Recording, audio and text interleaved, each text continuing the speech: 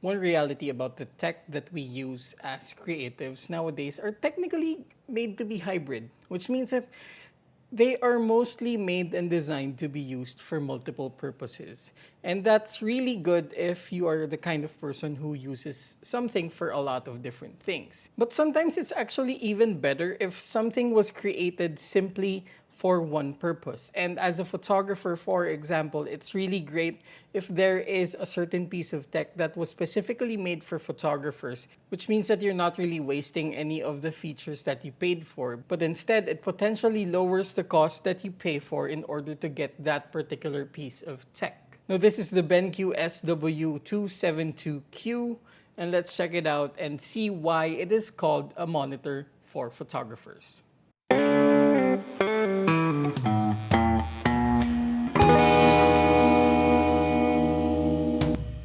Now, as photographers, there are technically a couple of things that we look for when we look at monitors for editing. Of course, the two things that are most important when it comes to this would be the resolution and the color accuracy. Resolution is, of course, a no-brainer. We want to see as much detail as possible in our photos to be able to have full control of what will be seen in our photos no matter where they will be put. This includes preparing them for prints, but this also means preparing them for digital use. It's important to acknowledge that nowadays, a lot of the photography that we all do will end up one way or another in one kind of screen.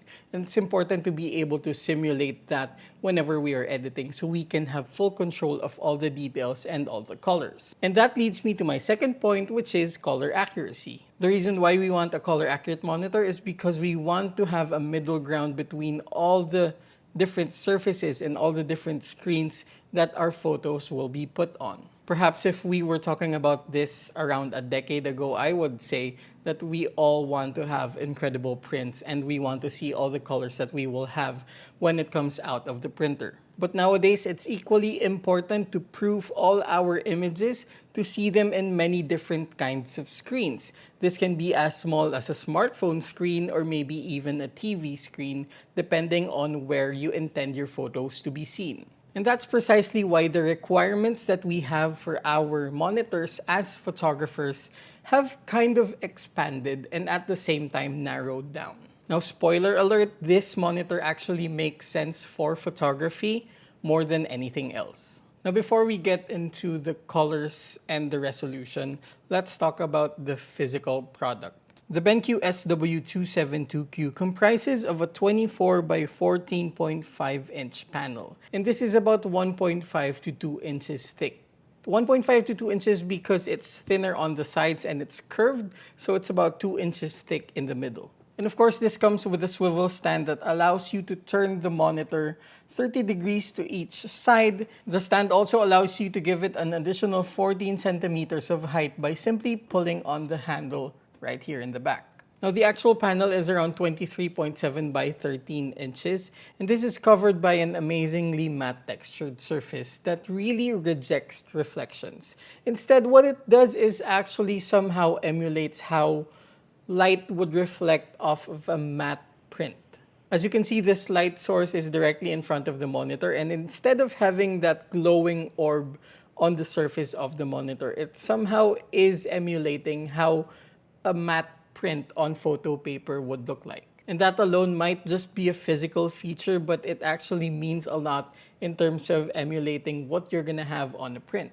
Now, here on the back panel are some input ports that of course include HDMI, DisplayPort, a USB port that connects to the hub that is included in the bottom surface. I'll talk about that later. But more importantly, it includes a USB-C with power delivery port. Now, this USB-C port not only charges your laptop for up to 90 watts, but also function as the input and output port, which means that you can actually use this with your laptop with a single USB-C cable.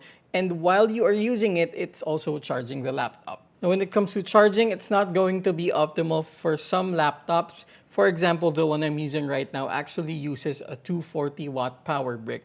But at the very least, while I am using this with the monitor, it's maintaining the power as long as I'm not doing really heavy stuff. When I'm doing something specifically heavy when it comes to graphic related work, then of course it would be better if I use the charging brick that came with the laptop. And that doesn't mean I'm gonna have to change cables. I can still use the USB-C cable for the input into the monitor, and that's no problem at all. Now, this LED backlit IPS panel has a maximum resolution of 2560 by 1440 or 2.5K.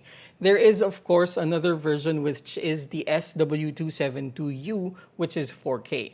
Both of them display 8-bit color, but can actually emulate close to 10-bit color using FRC. If you're not familiar with FRC, it basically means that a pixel right beside another pixel can display a slightly different color to achieve that much colors, or that really wide range of colors that you have from 10-bit colors. So it's not actually 10-bit, but it can emulate 10-bit with some frequency variations. Now, the maximum brightness is rated at 300 nits with a refresh rate of 60 Hz with a contrast ratio of 1000:1 rated at HDR10. Now, it's HDR10, it's not the highest HDR capability, however, it's a good foot in the door. Most of the higher HDR capability ratings would be seen in brighter monitors, specifically with OLED screens. Now, more importantly, let's talk about color spaces.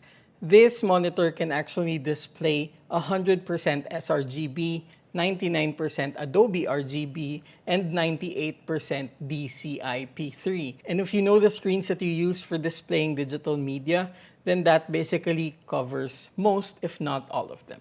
Now the question is, how accurate is color accurate?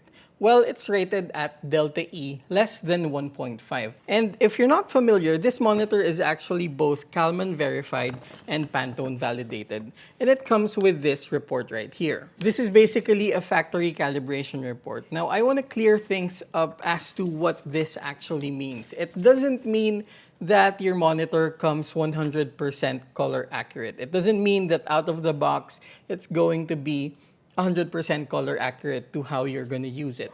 No. What factory calibration actually means is that they tested this monitor in a controlled lighting environment, emulating some standards. Now, there are a lot of numbers in this, but what you need to look at is basically this part right here that gives you the average delta E and the maximum delta E.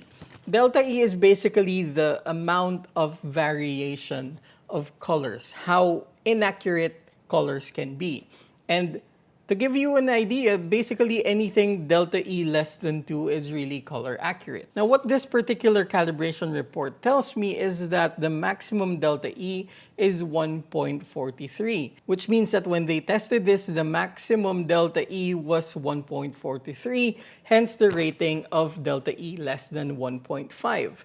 But more than that, the average delta E that they got was actually 0.35, and that is very, very low. That is basically something that human eyes will not be able to perceive. To be honest, this is the highest rated monitor that I've ever reviewed. And I can actually attest to that because when I calibrated this monitor to the 3 different laptops that I used, there were barely any differences. Now, don't get me wrong, this is not me telling you that you don't have to calibrate this monitor, because any monitor should be calibrated periodically to make sure that you are getting the best accuracy.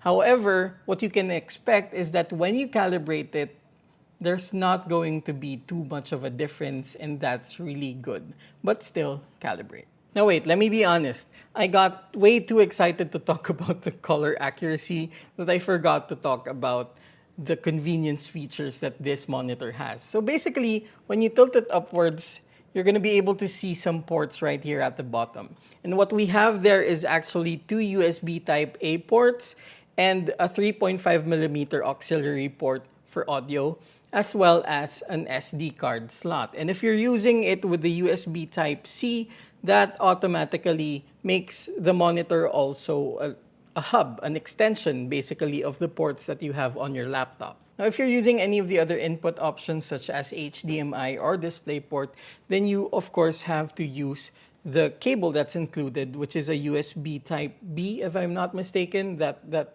somehow square-looking kind of thing, and of course plug it into a USB-A port that you have on your laptop to be able to use the hub. But to be honest, if you're using a monitor like this, you probably have a USB-C port on your laptop, and that's what you're going to want to use. At the same time, at the back of this very light panel, and I do say that as a compliment because I really hate the fact that some monitors are so heavy, but at the back of this panel is also a 100 by 100 VESA mount, which means that if you have other monitor stands or if you have other mounting options such as an arm, then you can of course use that with this monitor.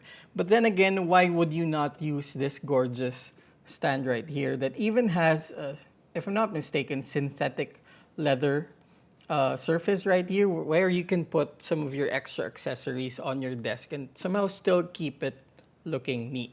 Now, another feature that is compatible with this monitor is what BenQ calls the paper color sync, which is basically a software that allows you to emulate the surface and the brightness and the colors of certain types of paper printed with certain types of printers. So that actually covers a lot of the proofing that you have to do when it comes to preparing a photo for printing. And of course, the calibration for printers will be a totally different task, but generally having that feature will allow you to emulate and proof your photos into the kind of paper and the kind of printer that you will be using. Now, another clever feature for this monitor basically comes with this. And this is included in the box. This is called the Hotkey Puck G3. Now, I'm from the Philippines. I admit I did not totally get that wordplay right away because hockey is not a very popular sport in my country that never gets any snow and is really, really hot to maintain ice. But yeah, Hotkey Puck G3. Now, what this does is basically it gives you a remote control for different features when it comes to brightness and color. It has one dial and 1, 2, 3, 4, 5 buttons on the top panel, and at the same time, another shortcut button right here at the bottom. In addition, there's also a switch right here, which I will explain later. Now, what can this do? Basically, this is a remote control for the monitor when it comes to brightness and other features, and even controlling the menu. Now, off the bat, you can customize what the dial will do whenever you turn it all of a sudden. And basically, right now, what I'm doing is I am increasing the brightness of the screen. Now, that's a very convenient shortcut right there. At the same time, 3 of the 5 shortcut buttons on this hotkey puck are actually shortcuts for different color gamuts that you want to emulate whenever you are viewing your photos. Now, what this means is that with the press of a button, you can change the color gamut so that you can proof your photo in that specific one. So if I press number 1, it displays Adobe RGB. If I press number 2, it displays sRGB. And if I press number 3, it will display it in black and white. Of course, these options are actually things that you can change by changing it on the menu. Now, the button on the upper right is actually programmed to be a switch for different inputs. So for example, I'm using the USB-C input right here, and I want to change to a different device connected via HDMI. Then all I need to do is press that and select the next input. And lastly, the last button right here at the bottom is actually an info button, which basically triggers it to give you a summary of the settings that you are using. Now, as I said, there's also a 3-way switch right here, which basically lets the puck controls 3 different monitors at the same time. However, that will of course have to be also compatible BenQ monitors. Now, to be perfectly honest, I really was excited about this puck when I was reading about this before they sent this over. However, I would have to say that I am not 100% delighted about this. Now, it's really good. Don't get me wrong. It gives you all the nice shortcuts for color and monitor options and all of these information that you definitely need. But given that we already have this piece of hardware as an extra, and at the same time, the monitor is actually already connected to the computer, not just for inputs, but also for other features like the USB hub. Now, if I'm not mistaken, and please don't get me wrong, I'm not pretending to be someone who knows about electronic engineering, but I think it wouldn't be hard for BenQ to make this also an editing controller. There's already a dial, there are already shortcut buttons, so it might be just a matter of software to turn this remote control for the monitors, for the brightness, for the input, for the color gamut, into also a customizable editing controller. If this hasn't been said before, then I hope that BenQ is listening. I think you can turn this into a more powerful tool, which is, of course, an editing controller. You already have that dial. So I can use that, for example, as a shortcut for a brush, then change the brush size with the dial. And I can use that for clone stamp, for heal tool, for the remove tool, or whatever else. You get what I'm saying? This can be turned into something more powerful. Don't get me wrong, I really like this. I, in fact, love the monitor because of all the features and the color accuracy. This can be made to be so much more. Now that rant monologue out of the way, I have to say, I actually like this monitor. 27 inches, 2.5K. Of course, you can go 4K with the other version, which is the SW272U. But to me, the 2.5K resolution actually makes sense because, in my opinion, at 27 inches, 2.5K just hits the right pixel density. Of course, there will be something noticeable when you use the 4K version, but 2.5K at 27 inches I think is the sweet spot for that size. Now, with that said about the resolution, well, everything else, I mean, really good. The color accuracy, 100% sRGB, 99% Adobe RGB, and 98% DCI-P3, plus a Delta E rating of maximum less than 1.5 and average 0.35. I mean, I saw it with my own eyes. This is really a monitor that was made for photographers because it focuses on three things. I already said it focuses on resolution, of course. It focuses on color accuracy because it's actually very accurate but still needs to be calibrated. Let's get that out of the way. And lastly, it's just so convenient. From as simple as the USB-C connectivity with charging back onto the laptop, the ergonomic design, and I may have forgotten to say that you can actually rotate this 90 degrees. So if you're, for example, editing vertical photos, then you can change the configuration into that. With all the display options and the convenience features, I really love the fact that it has an audio port and an SD card slot at the bottom. And of course, again, I've said my piece about the Hotkey Puck G3. It is very capable, but I see a lot more potential if BenQ would want to improve this and turn this into an editing controller. And there we go. I think I've said more than enough. And if you have your opinions about this monitor, then definitely leave that on the comment section. At the same time, if you have any questions, of course, I will try to answer as many of those as I can. Now, if you're new to the channel, of course, my name is Nicco Valenzuela. I am a landscape and architectural photographer, and I create content about both the shooting process and post-production. And of course, I talk a lot about the gear involved in both of them. So if this is your first time watching any of my videos, I do want to thank you for watching. And maybe you'd like to consider subscribing and hitting that notification bell.